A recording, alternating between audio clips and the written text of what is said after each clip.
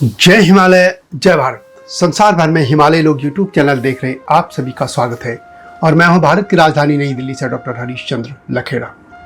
बाबर को भारत किसने बुलाया था, इस मुद्दे पर मैंने पिछली वीडियो में बताया था कि बाबर को भारत आने का न्योता दौलत खान लोधी ने दिया था, न कि राणा सांगा ने। दौलत खान लोधी ने बाबर को क्यों भारत बुलाया?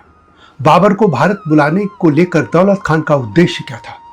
कौन था दौलत खान लोधी? बाबर को भारत बुलाने का कारण जानकर आप आश्चर्यचकित हो जाओगे। क्यों दौलत खान गुरु नानक देव के शिष्य बन गए थे? प्रसिद्ध पंजाबी लेखक, इतिहासकार, उपदेशक व धार्मिक नेता भाई गुरदास ने अपने वार 11 में गुरु नानक देव जी के समय के प्रमुख सिखों की सूची में दौलत खान लोधी को क्यों शामिल किया है? इन सभी प्रश्नों का उत्तर आपको इस वीडियो में मिलेगा। लेकिन जब तक मैं आगे बढ़ूं, आपसे अनुरोध है कि हिमालय लोग यूट्यूब चैनल को सब्सक्राइब अवश्य कर दीजिएगा, जिन्होंने अब तक ऐसा नहीं किया है या जो चैनल पर नए हैं, और मेरे STB यानी सत्यमेव जयते चैनल को देखिएगा, ये आपसे विनम्र अनुरोध है। बात करते हैं दौलत खान लोधी की। दौलत खान लोधी ही वह व्यक्ति था जिसने बाबर को भारत पर आक्रमण करने का न्योता दिया। इतिहासकारों की माने तो लोधी वंश का अंत यहीं से शुरू हुआ था और भारत में मुगल साम्राज्य की शुरुआत भी हुई। दौलत खान लोधी को समझने के लिए हमें सिख इतिहास को देखना होगा, क्योंकि दौलत खान लोधी ही था जिसने गुरु नानक देव को अपने यहाँ सर्वप्रथम और अंतिम नौकरी दी थी। इसके लिए आध्यात्म और सिख धर्म से संबंधित विषयों के लेखक भूपिंदर बोस सिंह के एक लेख का मैं यहाँ साभार उल्लेख करूंगा, जिसे सिख नेट पर आप लोग भी पढ़ सकते हैं। भूपिंदर बोस सिंह लिखते हैं कि दौलत खान लोधी, जिनका कार्यकाल 1458 से 1526 पड़ता है, सिख दृष्टिकोण से एक दिलचस्प चरित्र है, क्योंकि वह राज्य के अन्न भंडारण के भंडारपाल के रूप में गुरु नानक देव जी की सेवाओं के पहले और एकमात्र नियोक्ता थे। भाई गुरदास ने अपने वार 11 में गुरु नानक देव जी के समय के प्रमुख सिखों की सूची में दौलत खान लोधी का नाम भी शामिल किया था। भाई गुरदास, जिनका कार्यकाल 1551 से 25 अगस्त 1636 पड़ता है, पंजाबी लेखक, इतिहासकार, उपदेशक व धार्मिक नेता थे। गुरु ग्रंथ साहब का मूल लेखन उन्होंने ही किया था। वे 4 गुरुओं के साथी भी रहे। वे गुरु अमरदास जी के भतीजे थे। उन्होंने सबसे पहले 1604 में आदि ग्रंथ अपने हाथों से लिखा। वह पंजाबी, संस्कृत, ब्रजभाषा और फारसी के प्रसिद्ध विद्वान थे। उन्होंने पंजाबी, ब्रजभाषा और संस्कृत में काव्य रचना की। पंजाबी में वह वारा भाई गुरदास के लिए जाने जाते हैं। ब्रज भाषा में उनके कवित्व और सवैये उच्च कोटि की रचना है। गुरु अर्जुन देव जी ने उनकी रचनाओं को गुरबाणी की कुंजी कहकर सम्मान किया था। बहरहाल, भूपिंदर बोस सिंह लिखते हैं कि इससे मुझ में दौलत खान लोधी के जीवन के बारे में और अधिक जानने की जिज्ञासा जागृत हुई, जो नियोक्ता से एक विशिष्ट शिष्य बन गए थे। वे लिखते हैं कि वार में भाई गुरदास जी के शब्द इस प्रकार हैं: दौलत खान लोधी एक अच्छे व्यक्ति थे, जिन्हें बाद में एक जीवित पीर, आध्यात्मवादी के रूप में जाना जाने लगा था। भाई गुरदास ने नवाब दौलत खान लोधी को जीवित पीर के रूप में नामित किया है। उनके पिता का नाम तातार खान था, जिन्होंने जनरल सैयद खिज्र खान, जिसका शासनकाल 1414 से 1421 पड़ता है, से सुल्तानपुर को अपनी जागीर के रूप में प्राप्त किया था। वास्तव में दौलत खान लोधी भारतीय इतिहास का एक महत्वपूर्ण पात्र था, जिसने भारतीय उपमहाद्वीप की राजनीति को एक नया मोड़ दिया था। दौलत खान लोधी एक अफगान था। वह पंजाब का गवर्नर और इब्राहिम लोधी का चाचा था। पंजाब का सुल्तानपुर लोधी कपूरथला जिले में एक शहर है। वहां दौलत खान लोधी के एक अधिकारी जयराम की शादी गुरु नानक देव की बहन नानकी से हुआ था।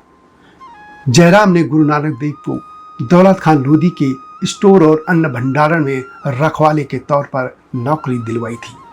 सुल्तानपुर लोधी गुरु नानक देव जी से जुड़ी घटनाओं का साक्षी है।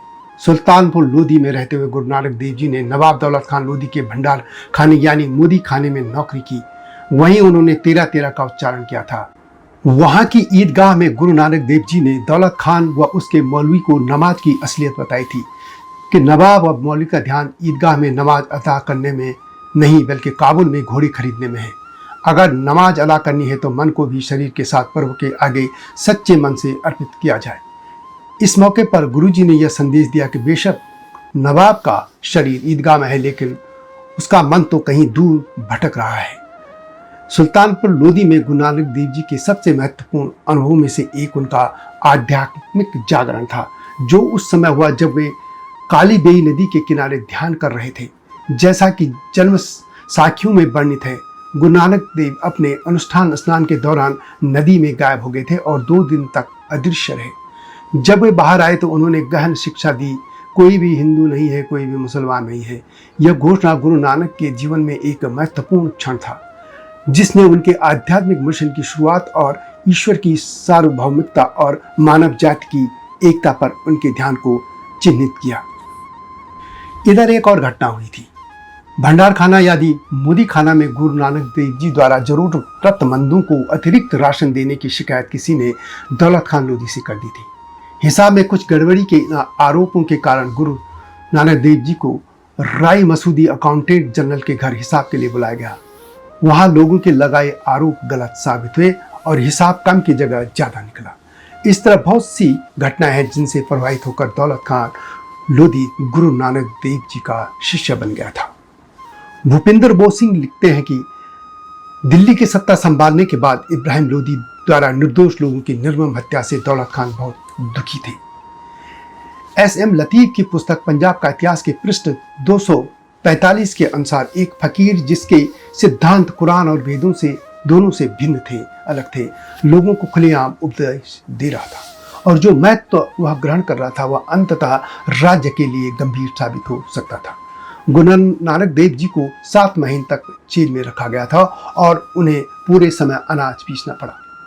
भूपेंद्र बोस सिंह लिखते हैं कि यह भी संभावना है कि गुरुजी के साथ इस व्यवहार से दौलत खान नाराज हो गया था और उसने इब्राहिम लोधी का कड़ा विरोध किया था, क्योंकि गुरुदेव को इब्राहिम लोधी ने ही जेल में डाला था। भूपेंद्र बोस सिंह आगे लिखते हैं कि इब्राहिम लोधी का शासन न केवल अत्याचारी था, बल्कि वह अपने सामंतों के साथ भी अन्यायपूर्ण व्यवहार करता था। दौलत खान ने महसूस किया था कि यदि इब्राहिम लोधी को सत्ता से हटाना है तो उसे बाहरी सहायता की आवश्यकता होगी। बाबर काबुल का शासक था और तिमुरीद वंश का वंशज था। उसे भारत पर आक्रमण करने के लिए प्रेरित करना दौलत खान के लिए एक सही कदम साबित हो सकता था। बाबर ने पहले भी कई बार भारत पर आक्रमण करने का प्रयास किया था, लेकिन वह सफल नहीं हो पाया था। दौलत खान ने बाबर को यह भरोसा दिलाया कि यदि वह दिल्ली पर आक्रमण करता है तो उसे दौलत खान और अन्य सामंतों का समर्थन मिलेगा। दौलत खान लोधी इब्राहिम लोधी के मुख्य विरोधियों में से एक थे और इब्राहिम लोधी की कमजोर शासक नीतियों से असंतुष्ट होकर दौलत खान लोधी ने बाबर को भारत में आमंत्रित किया था। दौलत खान लोधी ने बाबर को इब्राहिम लोधी के विरुद्ध सहायता देने के बदले में अपनी निष्ठा दर्शाने के लिए संदेशवाहक भेजा था। इस तरह स्पष्ट रूप से दौलत खान लोधी द्वारा बाबर को आमंत्रित करने का कार्य अपनी जागीर को बचाने की इच्छा से प्रेरित हो सकता है, लेकिन इसका परिणाम भारत में ऐतिहासिक परिवर्तन लेकर आया था। इब्राहिम लोधी चाहता तो था कि एक अत्याचारी शासक से जनता को मुक्ति मिले, लेकिन हुआ ये कि उनसे भी ज्यादा क्रूर लोग भारत में आ चुके थे। इब्राहिम लोधी और बाबर के बीच पानीपत का प्रथम युद्ध 21 अप्रैल 1526 को हुआ था और इस युद्ध में इब्राहिम लोधी की हत्या कर दी गई थी, वह हार गया था। इसके बाद बाबर ने भारत में मुगल साम्राज्य की स्थापना की और इस मुगल वंश ने भारत पर लगभग 200 वर्षों तक राज किया था। इसलिए राणा सांगा पर उंगली उठाने वाले लोगों को दूसरे संदर्भ भी पढ़ने चाहिए इतिहास के। सिर्फ बाबरनामा पढ़कर इतिहास की एक अपनी अवधारणा बनाने वालों को साफ संदेश है कि उन्हें सिख इतिहास को भी पढ़ना चाहिए, मेवाड़ राजवंश के इतिहास को भी पढ़ना चाहिए, इतिहास के अन्य जो स्रोत हैं उनको भी पढ़ना चाहिए और तभी कोई अपना निष्कर्ष देना चाहिए। ऐसा नहीं होना चाहिए कि अपनी जाति और अपने नेताओं के हिसाब से, पॉलिटिकल हिसाब से हम अपने महानायकों का अनादर करने लगेंगे तो इस देश का भविष्य ठीक नहीं है, या आने वाली पीढ़ी के लिए भी खतरनाक संदेश है और देश की एकता अखंडता के लिए भी। वीडियो कैसी लगी कमेंट में अवश्य लिखें और एक बात और अवश्य यह भी लिखिएगा कि आप किस देश और शहर से यह कमेंट कर रहे हैं। जल्दी आऊंगा नई स्टोरी के साथ, तब तक जय हिमालय, जय भारत। हिमालय पे पेड़ हो तो गीत गाएंगी नदियाँ, गीत गाएंगी नदियाँ। पेड़ों पे चिड़िया है तो गीत गाएंगी नदियाँ। पेड़ों पे चिड़िया है तो गीत गाएंगी नदियाँ। माँ की लोरी जैसे होते हैं नदियों के गीत।